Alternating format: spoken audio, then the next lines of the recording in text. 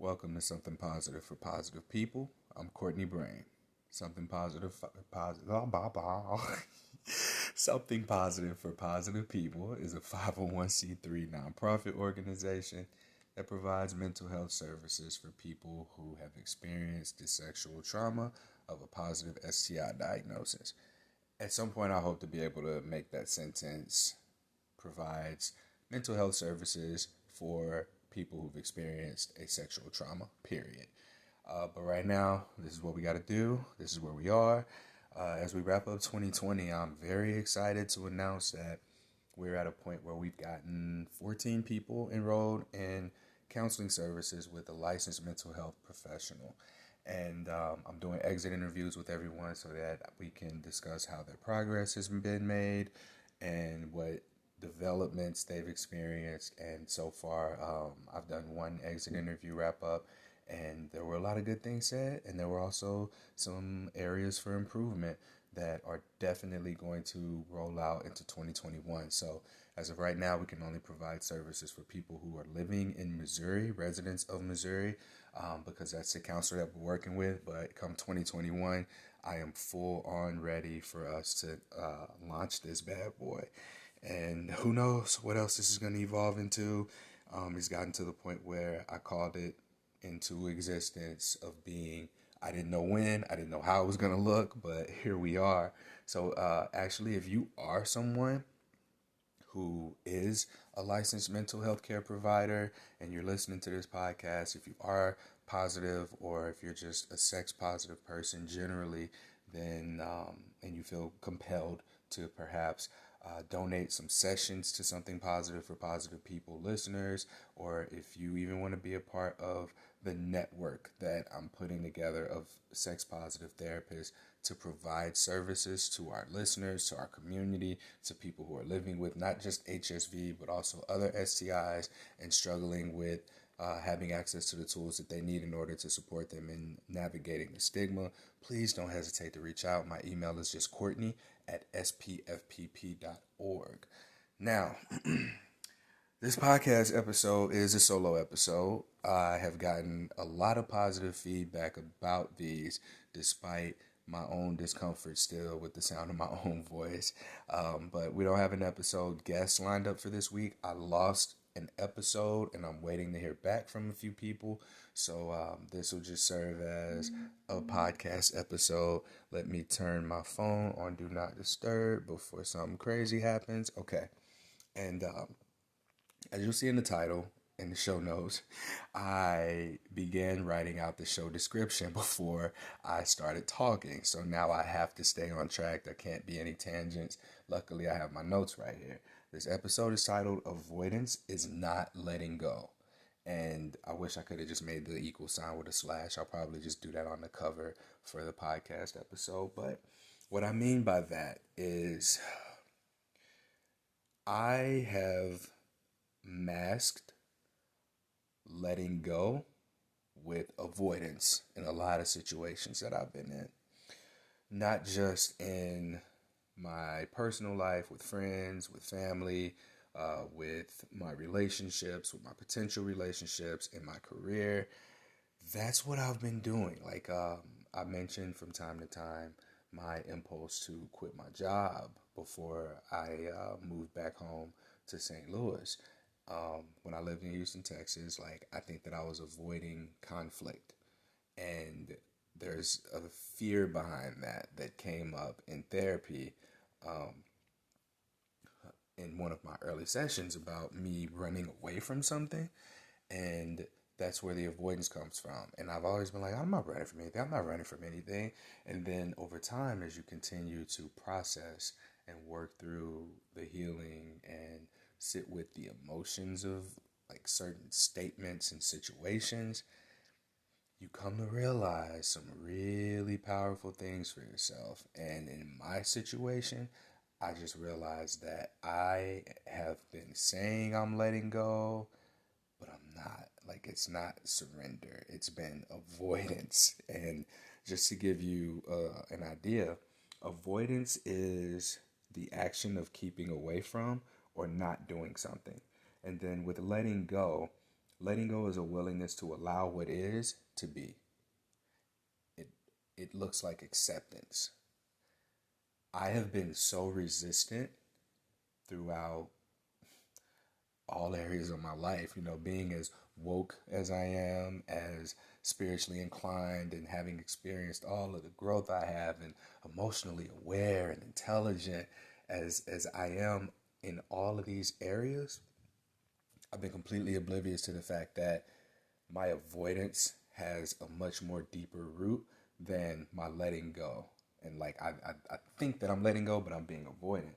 And I can give you like an example of anger. I avoid my anger, but I say I'm letting go of this situation because it's going to make me angry. Letting go to me is a depressurization. We build tension, uh, we build tightness. Let's make a fist in front of you if you're in a position where you can. Now you've got your fist closed, wrap your thumb around the index finger to where the thumb is touching the middle finger, and then just squeeze. Squeeze as hard as you can. Squeeze, squeeze, squeeze. And you feel that sensation in your fist. Perhaps your nails are digging into your palm and your hand's starting to turn a little bit red. You're getting sore. There's a sensation that's rising up your wrist through your forearm to your elbow, and perhaps your biceps flexing a little bit. Now release that. There's like a sensation of realignment that's coming into place throughout your hand back to like a neutral position. That is what letting go is. I have been having a tight clenched fist saying I'm letting go, but every time I say I'm letting go and I actually avoid, I'm tightening that fist. I'm creating more and more and more of that tension. And my mom's always said it. She's always said to me, you have a lot of anger. You are an angry person. And I've resisted that with all my might, and I overcompensate by just being a good person, by doing good things. And I feel like I have like this demon or this shadow in me that is just like there, and it expresses itself when I just lose my shit. It's really challenging for me to get to a point of losing my shit, but I always recognize it, and rather than depressurizing, I allow for it to fester. It's like when you sweep, you can only sweep so much under the rug before you trip over it, and then that shit comes out, right? The times that it's come up for me, I've quit my job, I've ended a relationship, and so on, so on. Now, I don't really have experience in expressing my anger like healthily outside of being able to be aware of when I'm angry and then starting to tell people right away when I'm angry. And I have one of my values is transparency. So being able to transparently communicate my anger to someone could be the thing that I need in order for me to heal, in order for me to really get whatever it is that I need to get out of the experience that's been had or being had, right? And that's one of the areas where I'm struggling in. Looking at my notes, like I'll get to that more so later, but I don't want to fill in this portion of the podcast with too much filler. This will be a good point for me to go ahead and drop in here that this podcast is in fact sponsored by Let's Get Checked. Visit www.trylgc.com/SPFPP and you can save 30% off your first at-home STI test kit. I mentioned to you that when I tested positive for chlamydia, like I didn't know that was what it was. I didn't even know that it was an STI. So it's important to, again, just keep your routine STI testing up. Despite the pandemic, we have options to have our test kit delivered to us at home, and Let's Get Checked is really, really good about that. You get to order it. The process has been smooth. You can get expedited shipping if you want, have it sent to your place. You prick your fingers depending on which test you get. You pee in this like box that has plastic in it. I thought that this was cool. I'd never seen anything like this, but for me it was really easy to pee in this thing over peeing in a cup. And I mean, peeing in a cup is really easy. It's just you don't really know what your stream's gonna look like as a person with a penis. But the process of pricking myself and ping and shipping it all back and having received it. It's discreet packaging. All of these things made the process of testing so easy for me. And I didn't even have to leave the house. I mean, I was able to just put it outside of my door for the mail carrier to pick up, and they don't know what it is. They don't know there's pee in there, right? And probably for the best too. But this is something that it's also encouraging a lot of conversations, given the fact that we live in the age of COVID now, and there are so many parallels between STIs and COVID. You know, the questions of who have you been around lately that you've been potentially exposed to COVID by. Same as, you know, what's your sexual history? How often do you get tested? How often do you get tested for COVID? What STIs are you tested for? Are you social distancing? Are you safe with your sexual partners? So these are two things that really parallel well with one another, and the only thing that we can do is get tested. So I encourage you to visit www.trylogic.com without the vowel. So that's trylgc.com/SPFPP. And when you go into checkout, there's an option for you to enter a promo code to save. And when you enter the code SPFPP, you'll save 30% off your first purchase of an at-home STI test kit. And you can also get a COVID test on there.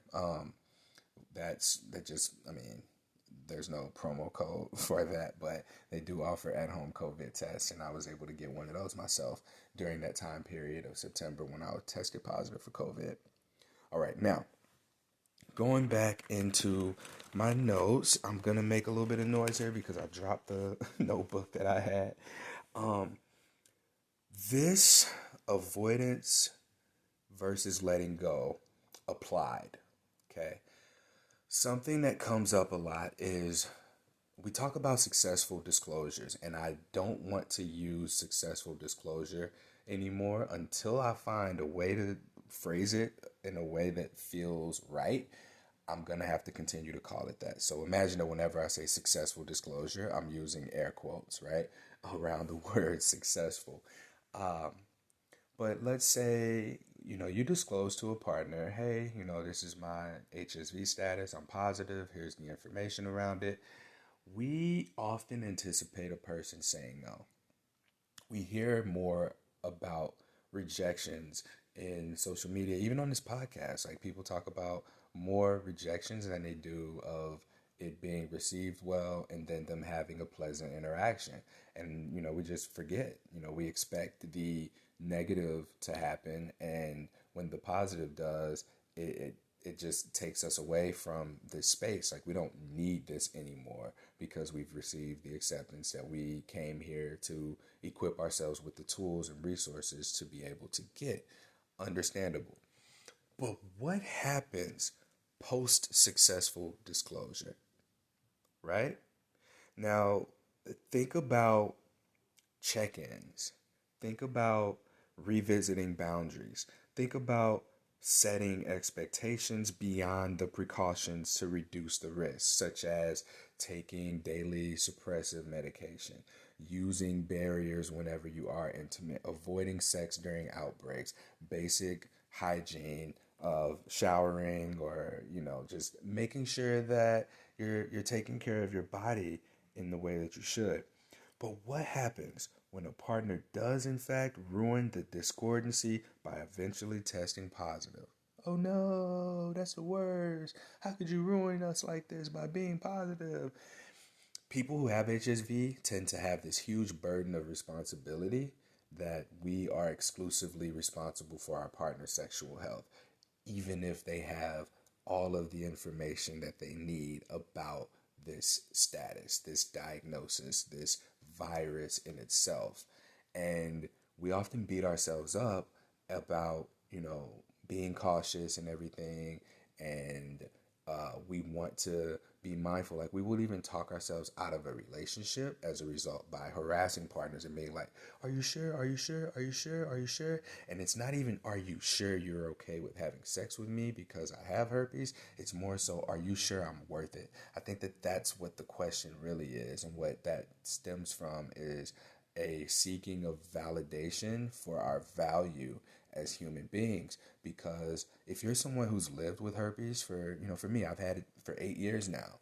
And I've only recently become accepting of my status through the advocacy and everything that I've done. And I've been met with so much love, and I've also been met with so many opportunities to receive the intimacy that I deprived myself of early on in my diagnosis. So from this perspective, I see how, if you've gone without being accepted for a really long time, and then you receive acceptance from someone about your status, you want to take care of them. You really want to be there for them. You're going to put everything you can into protecting your partner. But we realistically just can't.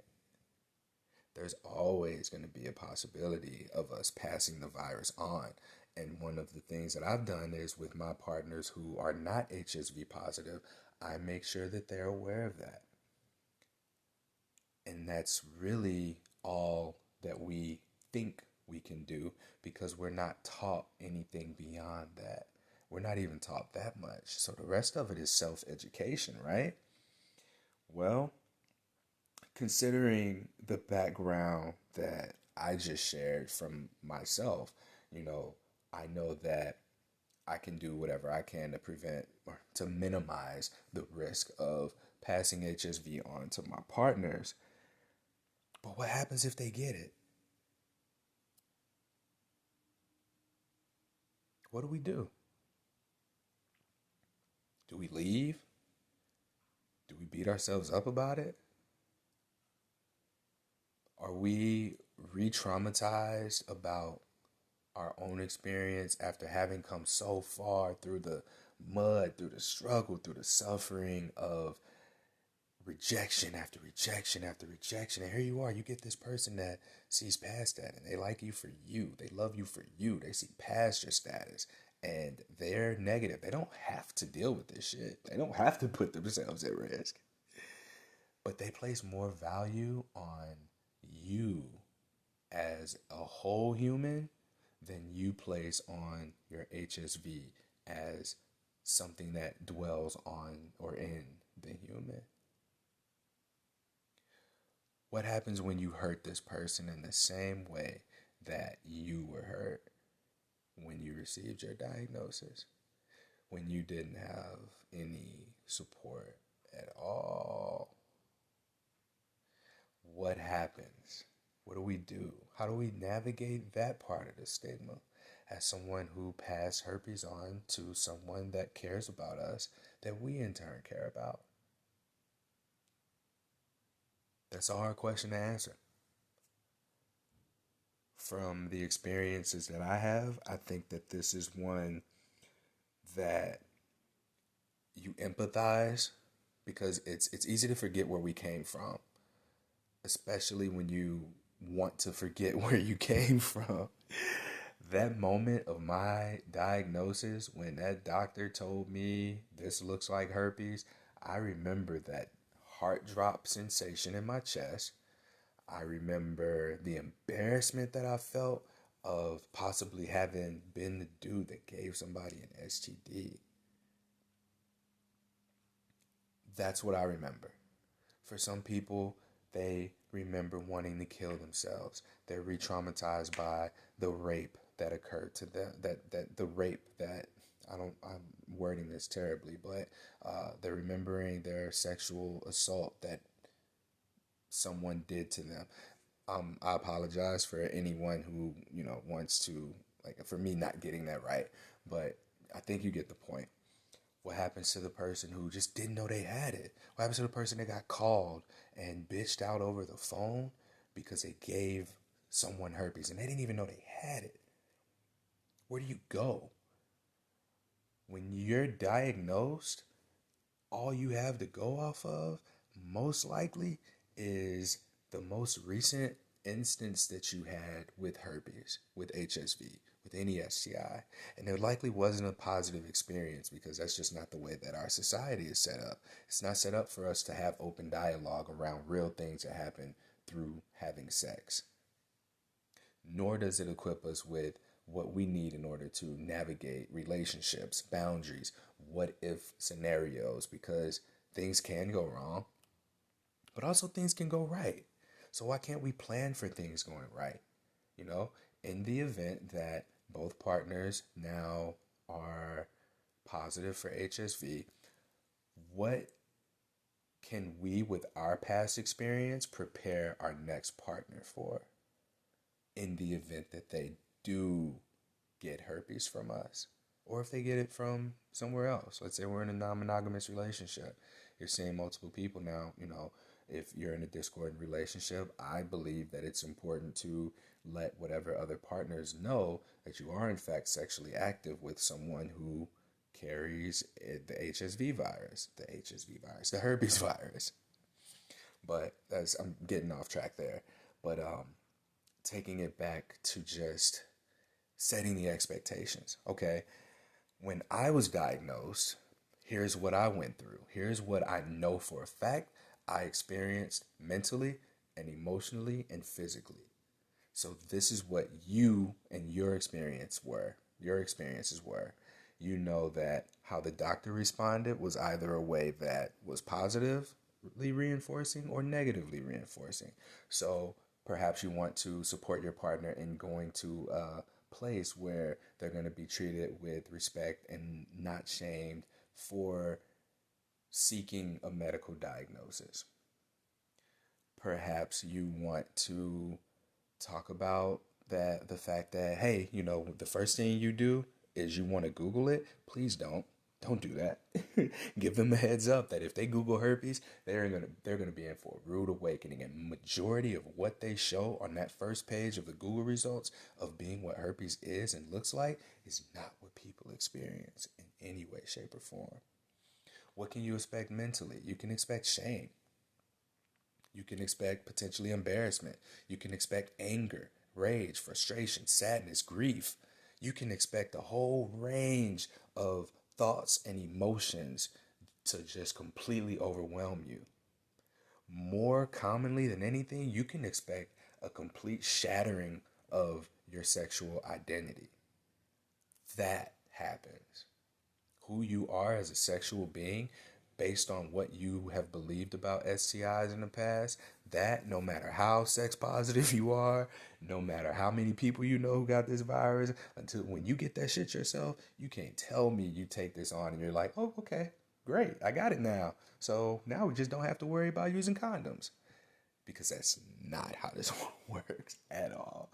The psychological effects are something that you just cannot prepare yourself for, but you can have someone to share their experiences with you so that you're a little bit more prepared to challenge the initial thoughts and emotions that come up based on the experiences of someone that you know, love, and trust.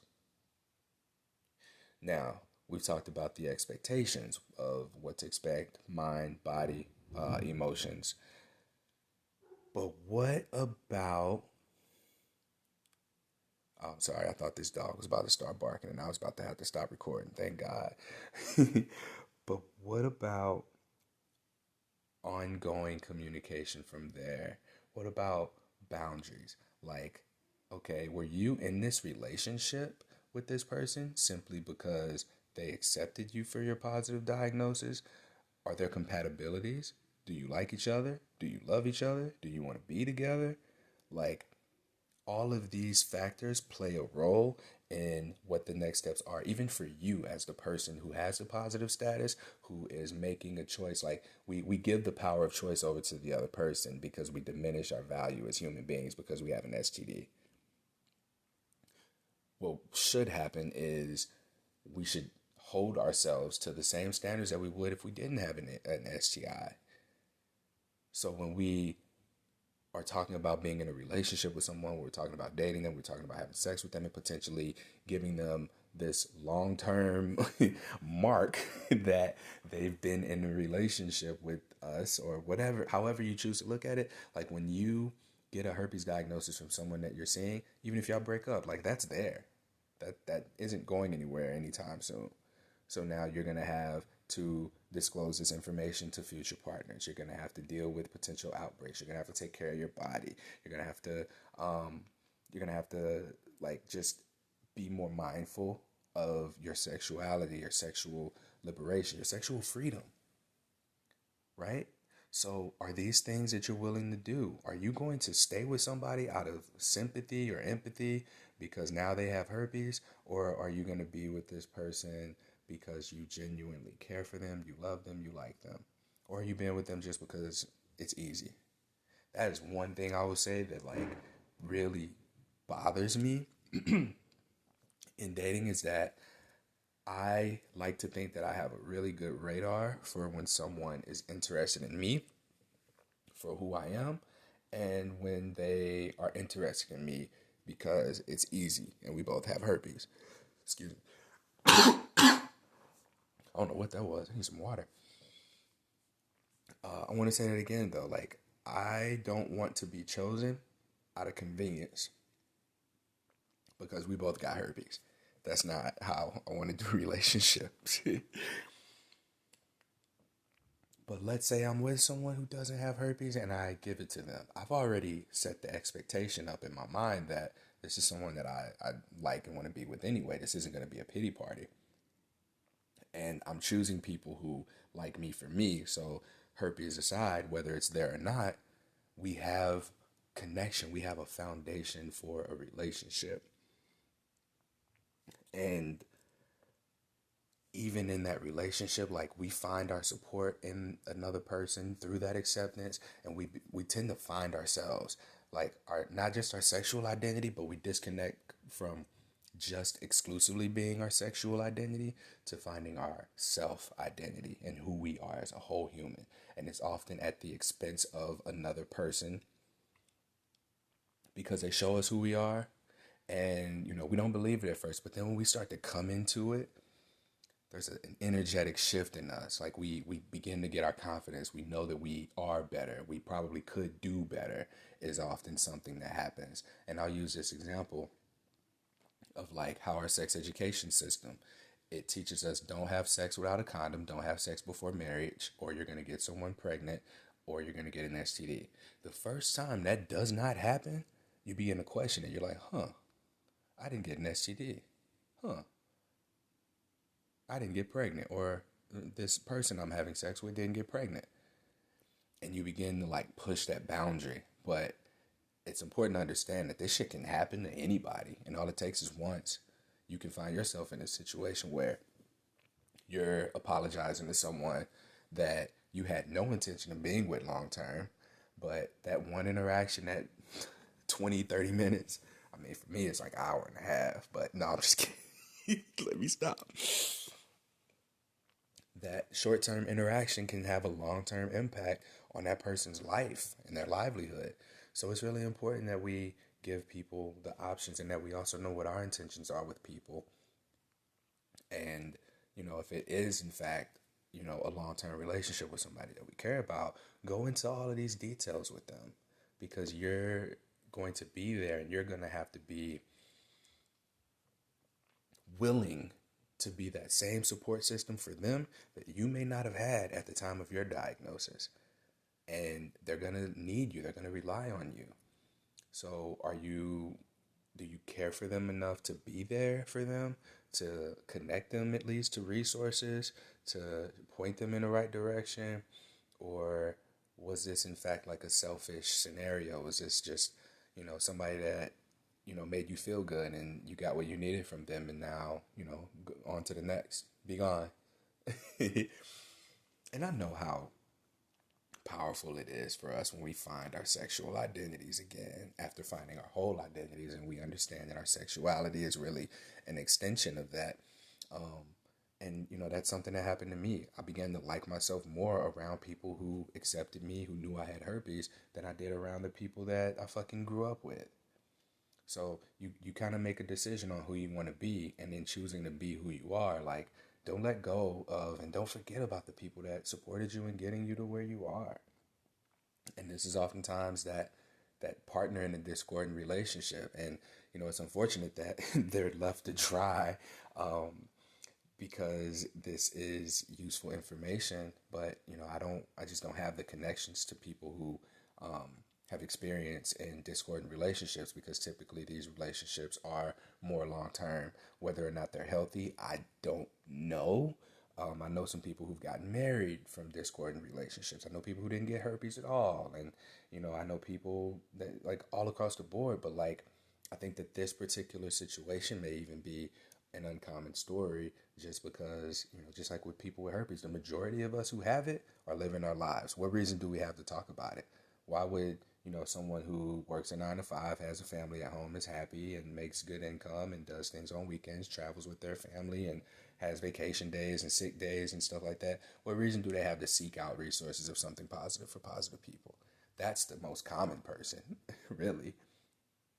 So if they don't need help disclosing because they're in their relationship, if they don't need help processing the diagnosis because there's no need to deal with it, like if they have an outbreak, they take the medication, on with their business.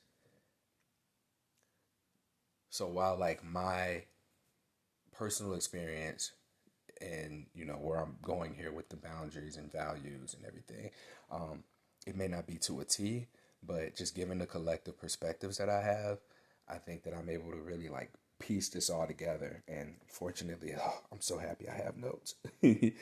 um, it's important for us to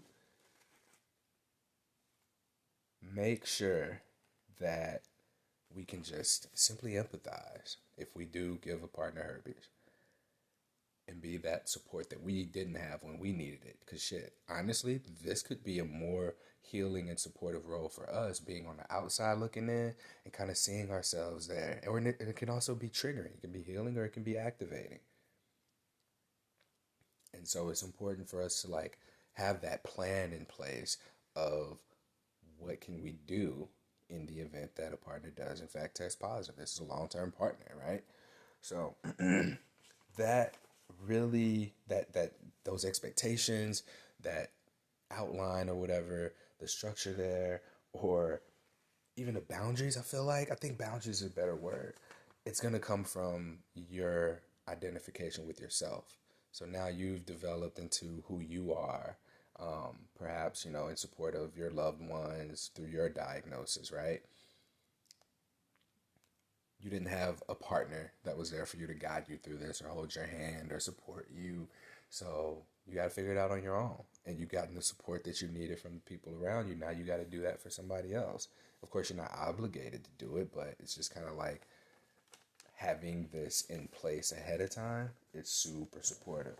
And it just looks like taking care of you first. So, like, having your boundaries. Think about it as having an anchor for those values that anchor your boundaries in relationships or connections. For me, the thing that I value most in life, if I were to say I had a life goal, it would be connection. Connection would be it. My goal in life is to experience connection. I want to connect. I want to be connected to. That's how I feel about that. My 3 values in terms of making me feel connected are consistency, transparency, and maturity. Those are my 3 values. I can have 2 of those 3 with someone in order to pursue them, to have interactions with them, to work with them, to be around them, to share space. You give me 2 of those, we cool. You give me all 3, I'm gonna give you the world. That's the sweet spot right there. If you show me consistency, maturity, and transparency, we go together. Or, it's a platonic relationship that has more of like a long-term effect, right?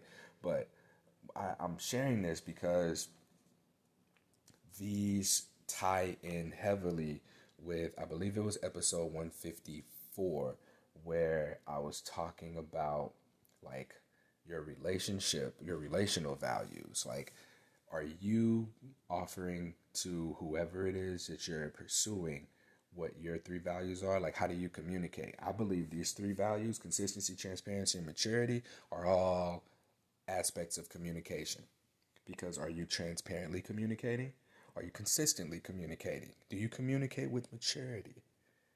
And they all really anchor in my three, those are values, like my three life values: liberation, peace, and evolution. And what these all tie into, again, communication, and then trust, and then intimacy. So I got like a little chart right here, and it's really cool to see. um, Maybe I'll see what I can do in Canva to make it the episode title. But as I was writing it, it really stuck with me here, because to me, transparency is not honesty. Everyone says they want honesty in a relationship. No, I think we all want transparency in a relationship. We want that in our communication and how we relate to others, how others relate to us. That's what we really want. We really want transparent communication, because you can ask me, hey, did you hook up with that girl? And in my mind, I can hear, did you hook up with that girl? No, I didn't hook, like throw a left hook or right hook, or fish, like put a fish hook in her and pull her up. No, I didn't hook up with that girl. Oh, okay. That's me being honest. But in the back of my mind, I know, oh, I had sex with her, but you didn't ask me if I had sex with her, right? So, am I really being honest? Yeah. But am I being transparent? No. So I value honesty, and that's a really extreme example, but I do value that transparency, because what it is that I give to other people is what my standard is of receiving. And again, if you can give me two of those three, we're good. But not giving me two of those three, I think that I got to keep you at arm's length, because you're constantly emitting and absorbing the energy that you surround yourself with.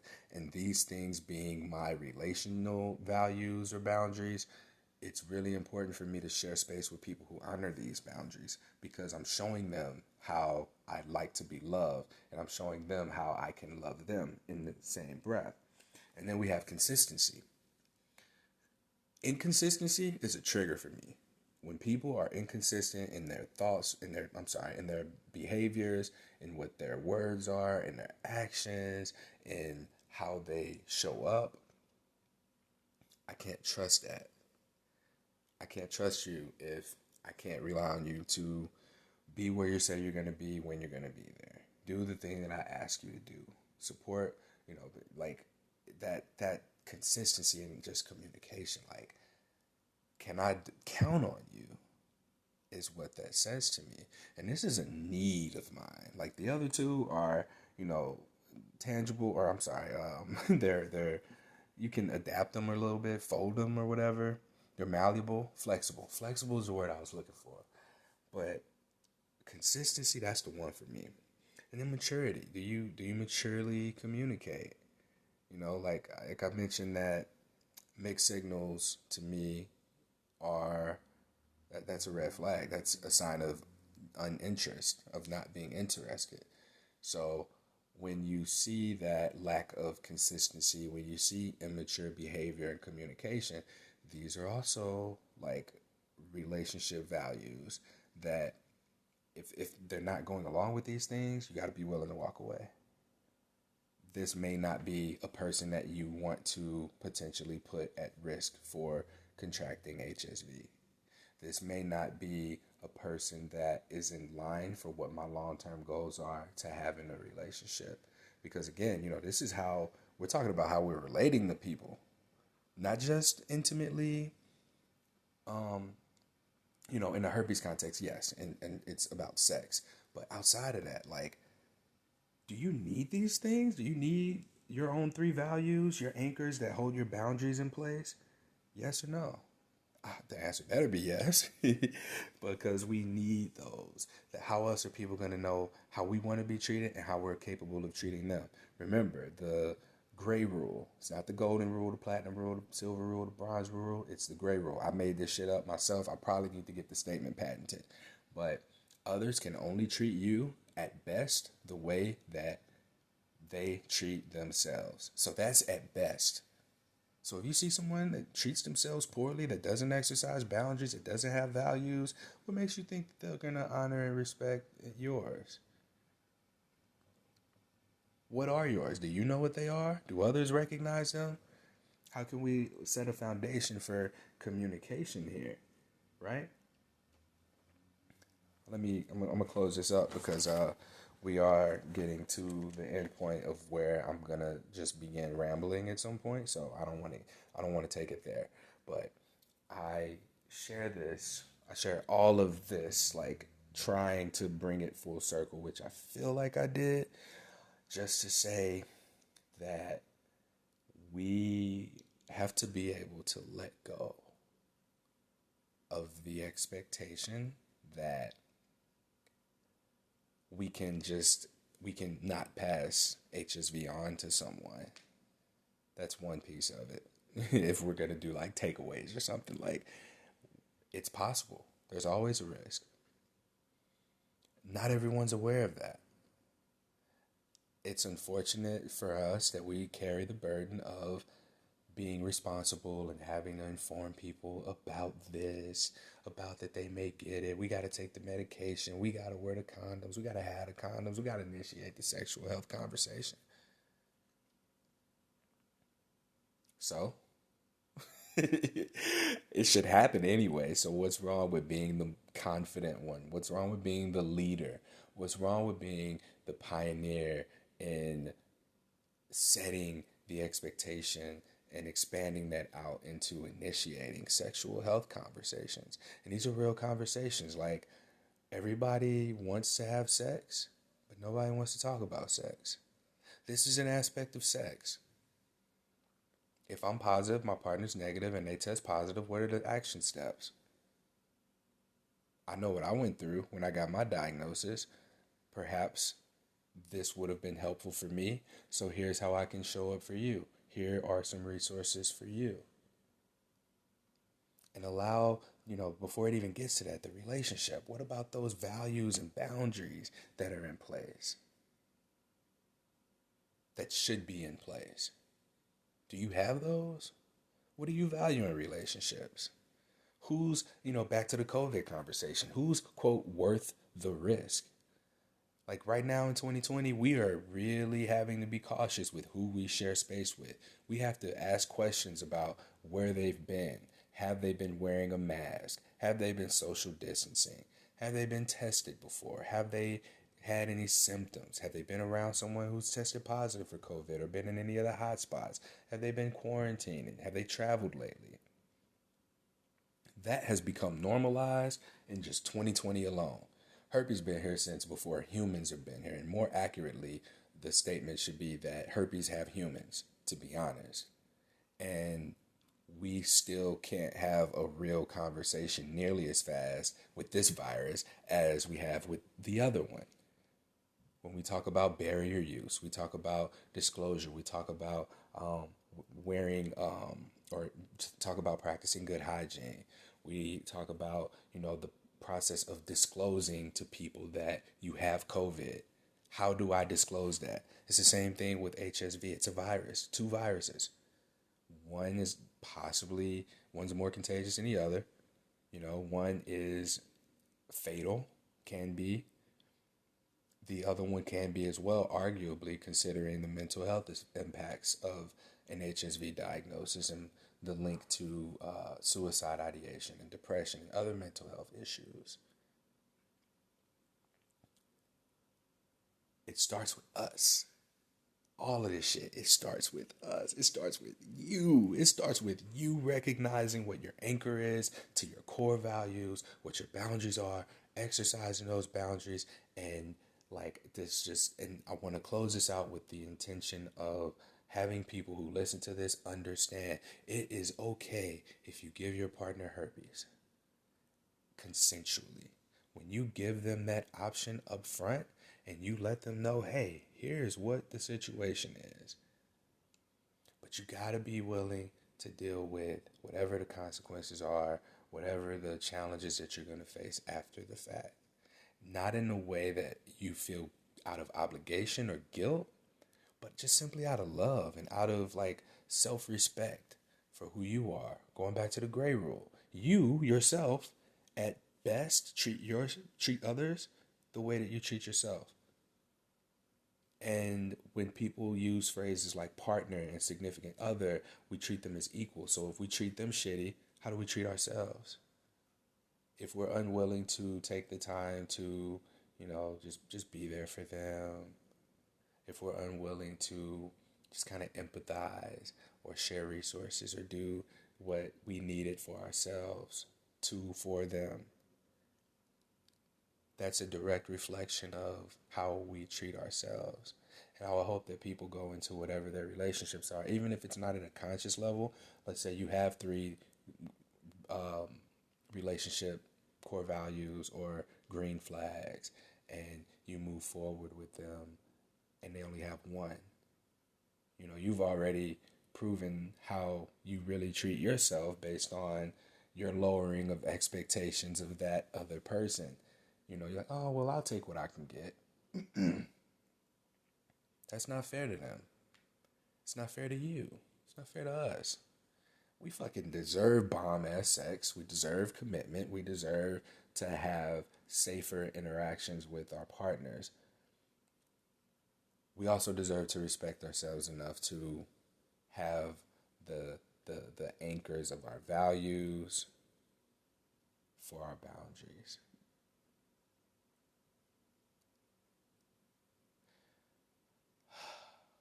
I feel like that might have been a lot. I want to add that I'm not a mental health professional, nor am I a doctor. I am exclusively speaking from my individual experience and my experiences in just several, at this point, probably thousands of conversations with people who are living with STIs, who are affected by STIs, by healthcare providers and sexual wellness related organizations. Um, but like that work, that inner work, the recognition of these values and boundaries, we can't avoid that. We can't avoid doing this work and bring people in, because all we're gonna do is hurt people. We're gonna hurt ourselves in the process. So like, I came to this epiphany, and that's why I wanted to title this podcast episode, avoidance is not letting go. We can say that, well, I can say that I've let go of the idea that I need to be so protective of my partners, but in fact, I've just avoided it by dismissing it with, all right, I told you. All right, I'm doing my precautions. And that's not fair to anybody, so it's important to really lay it out there. Let's really lay it out there for people. And yeah, I think that's really all I got. Otherwise, I'm going to start to ramble again. But yeah, y'all, avoidance isn't letting go, and this can be applied to all areas of life. The thing that I've been running from for myself has been something that I really thought that I let go of. And shit, perhaps I need a part two to talk about all of that, but just squeezing it in here. Tonight is the night of the election, or I'm sorry, the last night of voting. It's November 3rd. My birthday is on November 10th. I'm about to be 32, and I have avoided for the longest letting go of my feelings around my birthday. And perhaps, if it's a good time, maybe I'll talk about it next week. But I've discussed it before that around my birthday, I get really fucking weird. I get emotional. And the reason is because on my 13th birthday, I believe, it was my grandmother's funeral. And the significance of that is that when my mom was pregnant with me, she was 17, and she told me the story about how her parents were embarrassed that their 17-year-old unmarried daughter was pregnant, and they wanted her to get an abortion. And so my mom ran away and lived with my father's mother, who had such an impact on my life even before I was fucking born. This woman was a business owner. She was smart. She had mental health stuff that was going on. I would never forget those episodes, but she loved me. Like, that was the embodiment of selflessness and love, even to the point where my grandmother told my mom, she was like, hey, I know my son, here's how you're going to need to handle him, right? And I've avoided this anger that I have, not towards my grandmother, but like towards, I don't know where to really direct it, but around this time of year, like this is actually where I break up with people, I quit jobs, I run away, I shut off, like I do all of that shit in the fourth quarter of the year. And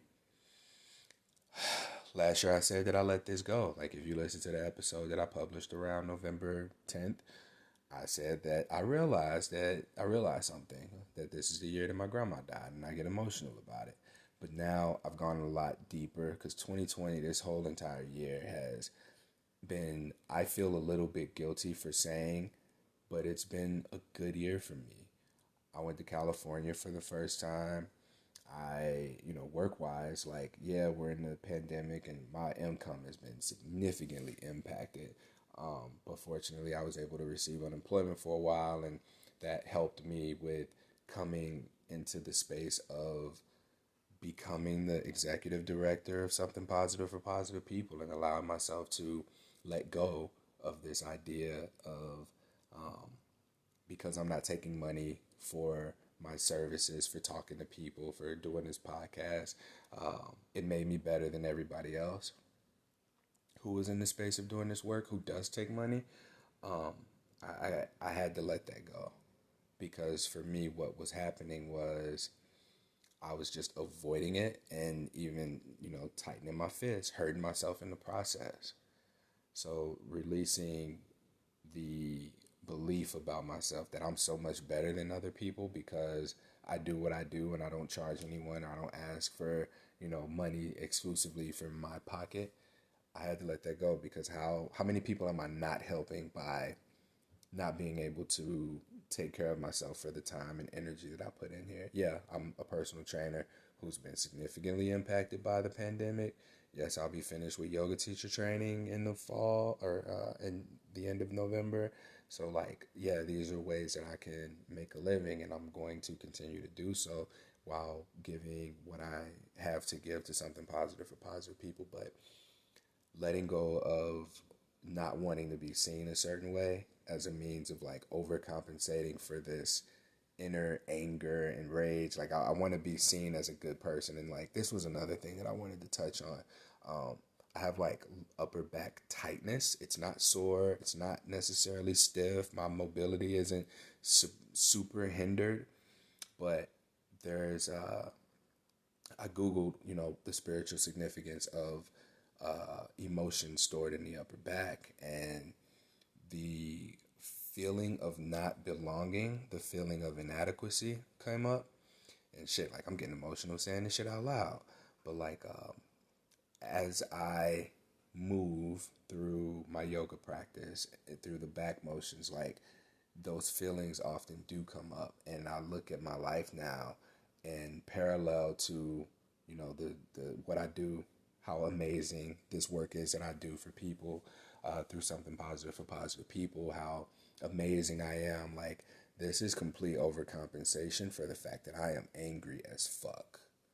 And this is perhaps like some transgenerational anger that isn't necessarily mine, but like perhaps I am so anti-shame and embarrassment because I almost wasn't here as a result of embarrassment and shame that was experienced by the parents of my mother. So this is something that I'm going to talk to him about. I haven't even talked about this shit in therapy. Like, I called my mom and I told her, I was like, hey, so I'm angry and I think this is why. And that was the first time that I had said it out loud and it felt right.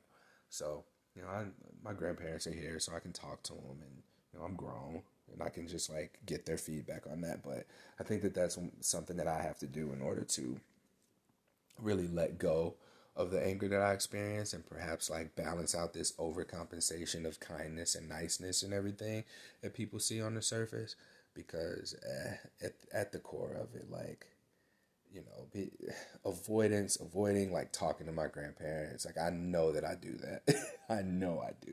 Avoiding conflict, avoiding feeling angry. All it's doing is building this shit up and making me even more angry. So it's very healthy to find outlets to let go rather than run from and avoid.